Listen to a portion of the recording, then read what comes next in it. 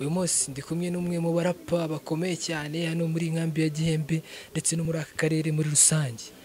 So yakoze ibitaramo byinshi muramuzi, nta mpamvu yo kutindiganya cyane, umuraperi uzwi kabisa cyane cyane cyane. Abayobozi bo mu karere bashinzwe entertainment, bashinzwe ibintu by'imyidagaduro y'urubyiruko, ngewe ntago mbona ko hari ikintu badufasha. Bo mu karere nta kintu bamaze, nta kintu bari gukora, ariko noneho Mago ntago nagenda natumye asuhuza abafana abaha za freestyle z'abaraperi za hato na hato.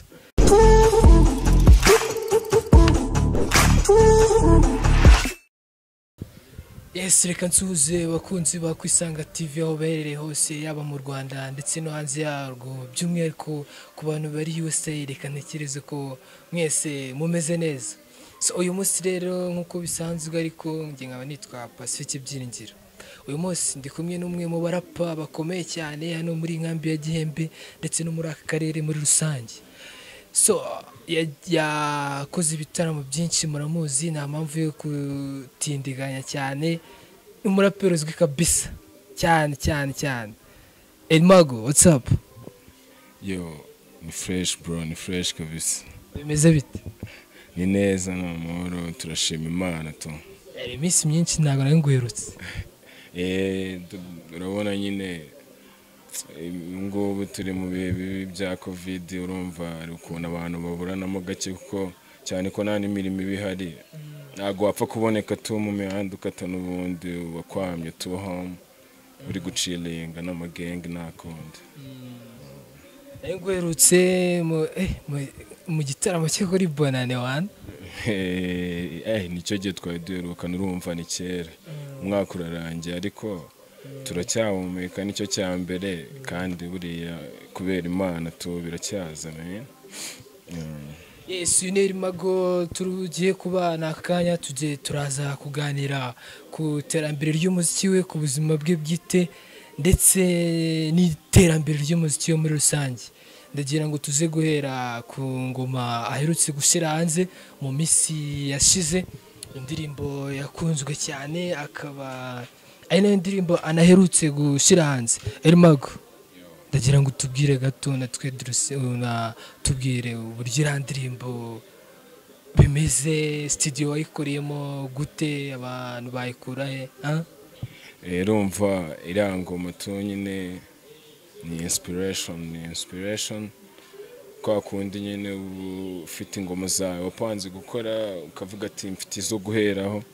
Iriya ni imwe mu ngoma navuze ko ngomba guheraho, cyane ko nabumvishaga hip hop nzanye nyine tu, kandi urumva kuko nari nzanye yanjye, numva ari njye uririmba ukwanjye mu buryo bwanjye tu, ndavuga ati okay, reka nanjye mbabwire ko nyine ari rap nzanye nshyashya muri sire. Ndavuga ati reka bariyo meraho gutyo. Wenda sinzi nimba ndibuze ko bandengeye, mu misize bari kubarizwa muri label ya Marvin Music, ariko indirimbo uherutse gusohora uza kuyikorera kwa Isara. Byagenze gute? Marvin mwaratandukanye, byaranze? Marvin nta kibazo mfitanye nayo tu, na birenze, ntago njye nabaga muri label ya Marvin. Hari ukuntu nyine muganira ku kintu ariko kitaraba, nta mikoranire twari dufitanye. Byari ibintu nyine twaganiriye, ariko nyine kuba kari abagenge banjye, nyine nkajya stu tugacilinga n'iki, tugakubita verse, nta kindi kintu, na track ngiye nakoreye muri Marvin nayo kabisa. Gusa nyine twaracilinga nk'amagenge, relax, tugakubita hariya, tugakubita ama freestyle n'iki, sometimes tukanarecordinga, ariko atari bya bintu byo kuvuga ati ni official tugiye gusohora audio wapi.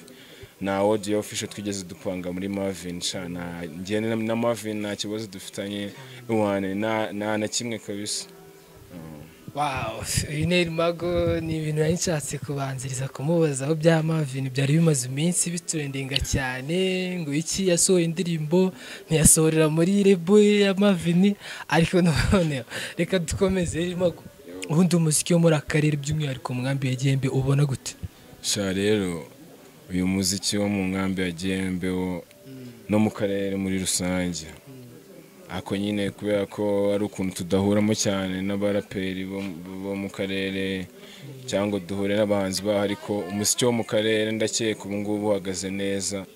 Ubu ngubu uratanga icyerekezo kabisa, nanateguza abandi bo mu yindi mijyi. Ubu ngubu tugiye kujya tuyobora imijyi yacu ku bwacu, nta bandi bantu dushaka ko bazongera kutuyoborera imijyi yacu tu, kuko maze kubona ko umuziki wo mu karere ka Gicumbi umaze gutera imbere ku buryo buteye ubwoba cyane. Umuziki wa muri akarere umaze gutera imbere, so kuki tutabona amakorabo cyangwa se amahangana ku rwego kurenga akarere, muhangane n'utundi turere nk'uko za Musanze zibikora, mutangire kwinjirira Kigali, bimeze bite?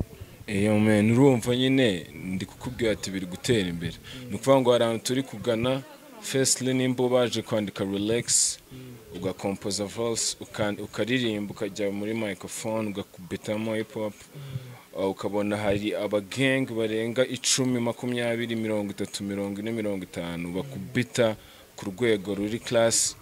Ituvuga ati nyine igisigaye tu no kubanza bakahita bategura, kuko kujya guhangana gutanga competition noneho nari nyiri gukora breakthrough. Urategura nga tuvuga ati noneho ngubu igihe tugezemo nuko iyi covid niyo yaje nyine yangiriza ibintu byose tu, ariko nyine iraje ivemo kubera Imana. Ntabwo tuzi niba turenze cyangwa tutarenze, ariko kubera Imana n'abafana badukunda kandi tukaba twizeye n'ibyo dukora hano mu karere, turabizi ko after covid urumva ko muba mufite plan nziza. Ariko noneho ejo bundi hari umuraperi umwe twahuye hano mu mujyi, ambwira ko indirimbo yawe iherutse gusohoka n'indirimbo yitwa Rap Misiri, washatse kubifinga bamwe mu baraperi. Ibyo bintu bivuga iki? Njye urumva nta kintu nabivugaho, ahubwo buriya biterwa n'ukuntu umuntu yumva hip hop. Kuko njyewe nimba nandika relax kugira ngo umuntu azumve yumve nyine ikintu navuze, ni ukuvuga ngo nicyo kintu mba nshaka. Ariko nyine nta muntu na beefinze, njyewe nimba naranditse relax zanjye zifite ukuntu zandikitse n'ukuntu ziririmbitse, ntabwo biba bivuze ko njyewe ari umuntu mbwiye. Njyewe mba nkora nyine hip hop kubera ko niwo muco wayo, njyewe niyo culture ya hip hop mba ngomba gukora. Wako nyine ukuntu umuntu afata ibintu niko bigenda nyine, uko abifashe niko abitekereza inshuro nyinshi. Ariko njyewe nta muntu na beefinze. Rapsiri ni ingoma yanjye nanditse, ndayandika neza nk'umuntu ukunda hip hop, nta kindi kintu nari ngamije kabisa. Musaza ku giti cyanjye nanjye irandirimba irimo imirongo ikakaye kabisa. Imirongo yose se ko mba numva ari kimwe. Imirongo yose mba numva ari kimwe, ntabwo ngiye mba nzi ngo wenda ngwira ikakaye gute, kuko ikakaye gute, ariko sinzi, biterwa n'ukuntu umuntu abyumvishe tu. Ariko imirongo ngiye mba numva ari kimwe, ko n'abaraperi bandi abahungu bose gang mu karere, gang camp hariya, abantu bose barakubita nkumva bameze fresh nabi.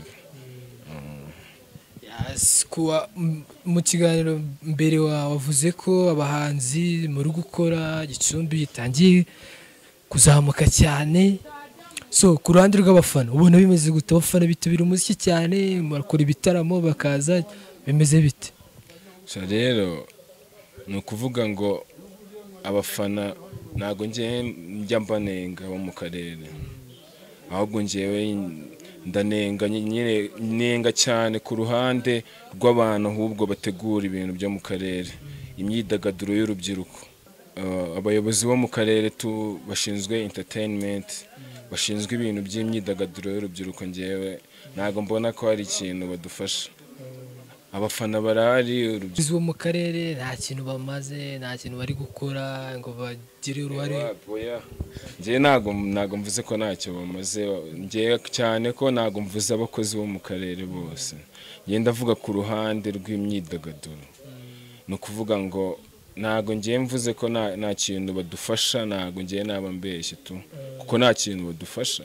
Nimba bashobora kumara umwaka badateguye byibuze show, babisabe babikore, bakore ubuvugizi, bategure show show ikorwe, abahanzi bigaragaze, abana benshi baririmba R&B, baririmba pop, baririmba hip hop, baririmba trap, bose baze bakubite. Urumva nago ibyo bintu nose urumva baba bakora gute se? Nawe uri umunyamakuru urumva baba bakora gute? Nimba umwaka washira undukaza nta munsi n'umwe hari abapari kuvuga ati wenda batwike show ya danje abana baze bishime byibuze rimwe mu mwaka, byaranze suburumba. So ikindi kibazo wenda ni ikihe kintu byibuze wabwira abantu bashinzwe ibintu bya entertainment mu karere? Ngewe ikintu nababwira ni ukubasaba mwuka byaramwe mudufashe nimwe muri bukuru, mudufashe byibuze mugaragaze icyo dushoboye. Apana ntago dushaka guhera twebwe, ntago dushaka guhera ku rwego rwo hejuru. Mureke mudufashe dutegura ayo mashow, byibuze muduje mudutegurira show dukubite mu karere, abana bo mu rugo bishime, urubyiruko rw'iwacu rwishime. Nirumara kwishima ntago dushaka ko mutujyana ahandi ku rwego rundi rwo hejuru, n'abana bo mu rugo batararyoherwa n'umuziki wacu, batarabona ibintu dukora. Byibuze mureke tujye dukora, twe turiteguye gukora show gakubita mu karere, kandi turabasabye mwababyeyi mwe mudufashe, turabizi ko mubishoboye kandi muzadufashe pe, ni inkunga tubasabye ikomeye cyane. Ariko noneho n'ikindi kibazo wenda mu misize abahanzi bamwe na bamwe bakunze kugaragaza ko radio mu karere, radio Shingiro itagicuranya indirimbo z'abahanzi bo mu karere. Icyo kibazo cyo kivugaho iki cya radio yo muri akarere, radio Shingiro itagicuranya indirimbo ngo z'abahanzi bo muri akarere? Icyo kibazo cyo rero mbona byarafashe indi ntera tu. Ngewe nungurwa n'ukuntu radio itangira yacurangaga abaraperi bo mu karere, igakora abaraperi bo mu karere bagakubita bikaryoha babacuranga. Ariko noneho mu gihe radio imaze gusa nkaho urwego rwayo rumaze kuzamuka, ugasanga noneho nibwo bafashe babahanzi bo mu karere bitagaho bakabashyira hasi. Ibyo bintu ntago ari fair bro, ibyo bintu ntago ari fair kabisa muba mudukorera.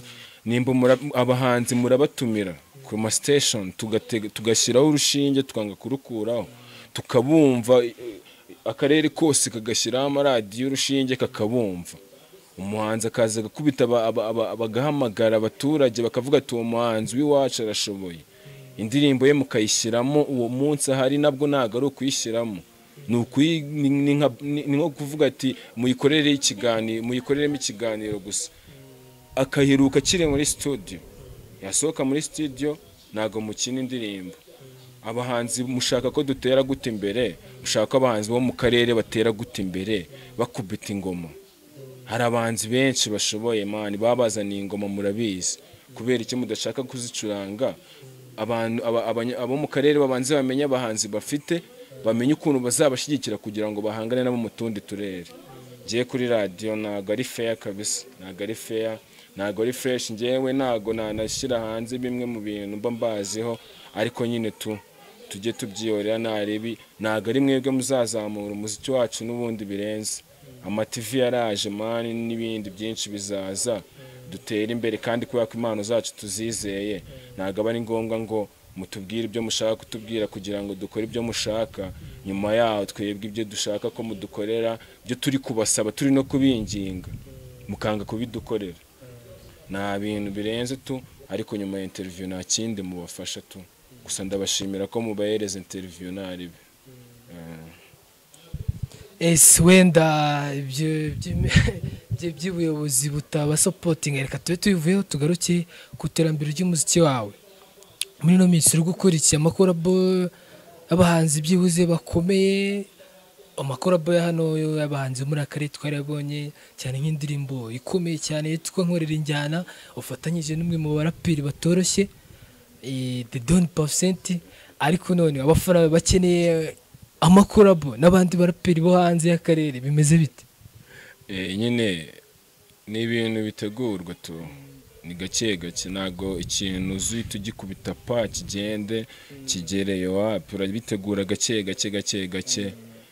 Don % n'uwo muri gang, tuba turi kumwe muri gang, ni movement imwe hano Gihembe, tuba dukata urumva nyine ntabwo twabura gukorana umurongo ngo twiyongoze gukubita beat runaka wapi, ariko ntabwo n'iriya ari ingoma iri official, ni ingoma yo muri gang, tuyumva muri gang, nitujya kuyigera official tuzababwira, ariko nyine irahari sinzi, ariko tuzayibahereza vuba cyane, turaje tuyishyira hanze muyibone tu, ariko ntabwo iraba official, niyo mpamvu mutarayibona. na korabo utegurana n'abahanzi bakomeye b'i Kigali? Nyine nibyo nkubwira ati ni projet par projet, cyane ko hano mu nkambi ntabwo twifite ku buryo wavuga turategura projet runaka buri gihe ntabwo twifite kabisa.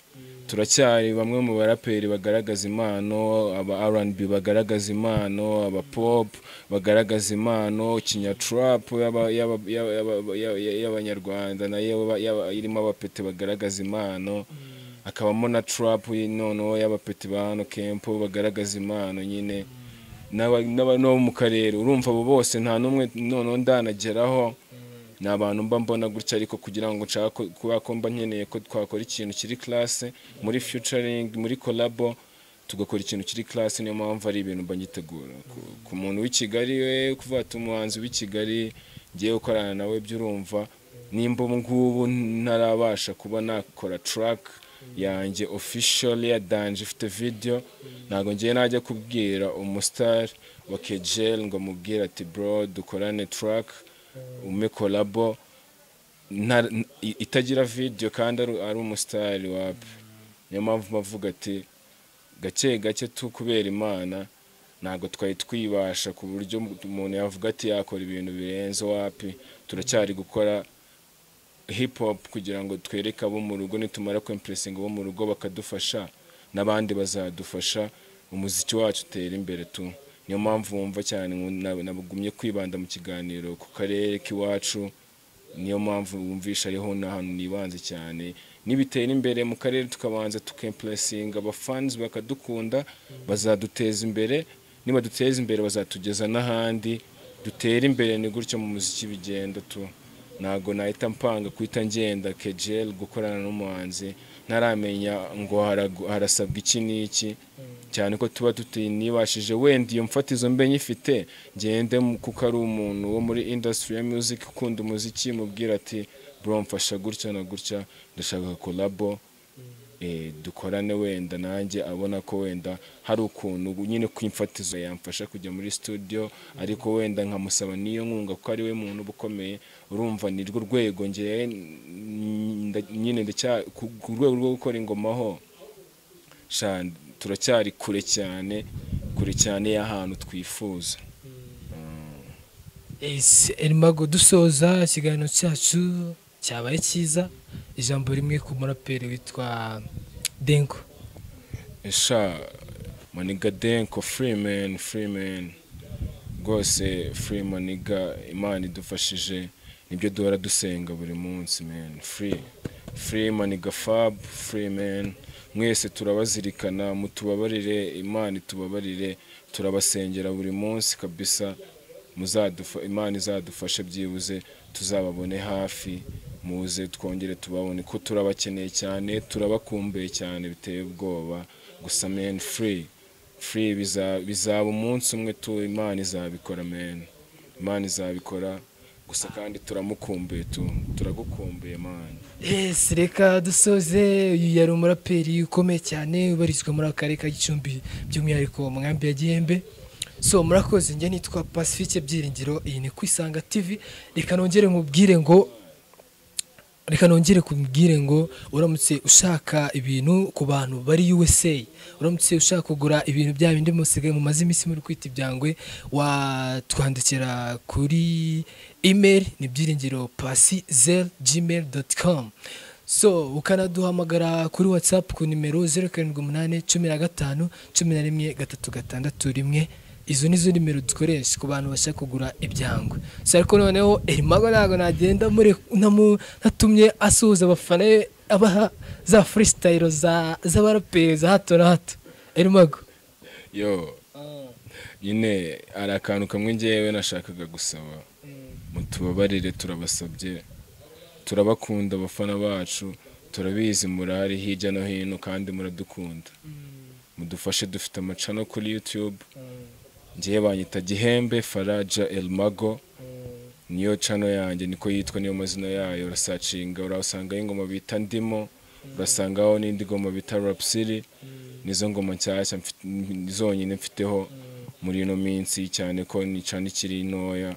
Mudufashije mukaduteza imbere byadufasha, kandi natwe twabaye ibintu byiza cyane. Wow, murakoze.